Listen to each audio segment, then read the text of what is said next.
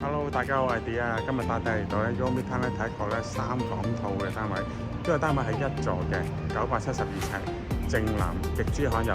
聽講話個裝修仲要好靚嘅，究竟有幾靚？事不宜遲，立即去睇睇。好啦，我哋入到單位啦，一入到單位就見到一個橫廳嘅設計，極之開揚啊！就正南嘅呢個單位係，咁佢個露台係合拼式露台啦，係極之寬敞。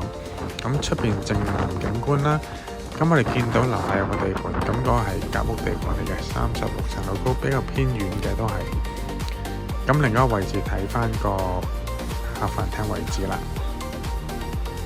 咁呢個就後邊仲有一個小小嘅休憩處嘅，望出去景觀同樣係開揚啦。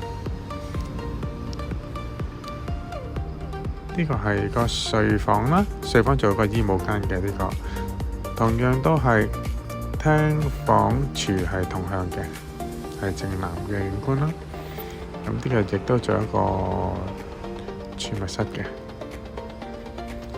好啦，去到主人房，主人房見到就做咗個企缸設計啦。